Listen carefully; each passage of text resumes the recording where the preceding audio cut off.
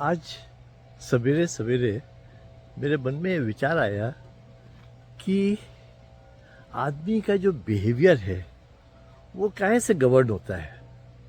After all हम लोग अगर अपनी उत्पत्ति देखें तो वो सन से हुई है।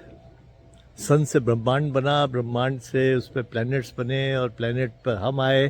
पर ये सब शुरू हुआ एक एटॉमिक एक्सप्लोजन से, एक इम्प्लोजन जो हुआ, वहाँ सन का फॉर्मेशन हुआ और वहाँ से सृष्टि का सबका उत्पत्ति हुई।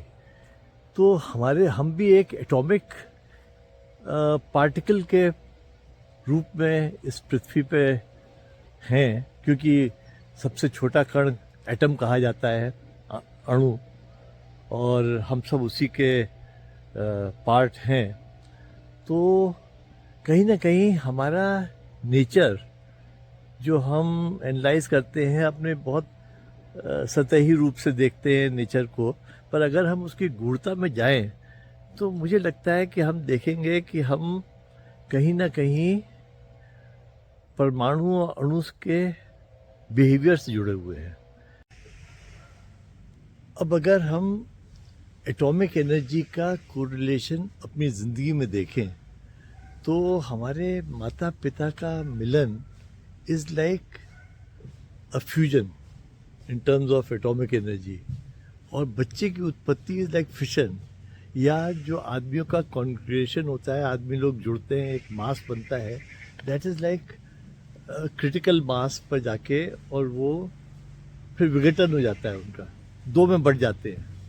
तो ये भी एक एटॉमिक एनर्जी के रूल्स के हिसाब से ह्यूमन बिहेवियर यहाँ पर कोरिलेट कर सकते हैं। जैसे आप देखिए, कोई भी कॉन्ग्रीगेशन, समाज एक क्रिटिकल मास पे पहुँचता है तो उसका विघटन हो जाता है, दो टुकड़ों में बढ़ जाता है, और दोनों आपस में एक दूसरे से शक्ति का संतुलन की स्थिति में आ जाते हैं। अब जैसे एटम भी है, वो भी अगर सिंगल उसका वो पार्ट रहेगा तो वो अनस्टेबल रहता है, पर अगर वो दो एटम्स आपस में बैलेंस में आ जाएं तो वो स्टेबल हो जाते हैं। There is a correlation. Human life में भी हम एक पर्टिकुलर मास तक वी आर स्टेबल, उस मास के ऊपर अगर साइज हो जाती है तो अनस्टेबल हो जाता है और दो में टूट जाता है। तो वो भी एक कोरिलेशन है टू एटॉमिक एनर्जी रूल्स। तो इस तरह से हम देखते हैं कि हमारा उत्पत्ति और बिहेवियर काफ़ी कुछ एटम से रिलेटेड है।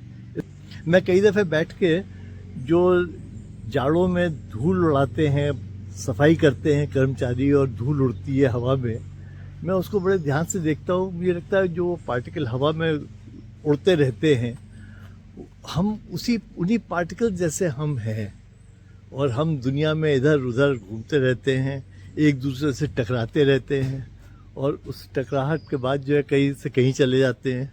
इसी तरह से वो धूल के पार्टिकल भी उड़ते रहते हैं हवा में।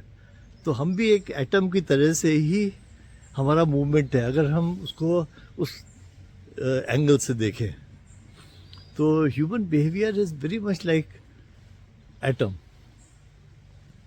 ये मेरे अभी कुछ रैंडम विचार थे, आप भी इस पर सोचें, और इसको मेरे को भी कुछ और विचार आएंगे तो I present those which ideas. Thank you for listening to my podcast, and please like, share and comment, share it with your friend, and please subscribe my channel, share it with your friends on your groups, social media groups. Thank you for watching. Good bye.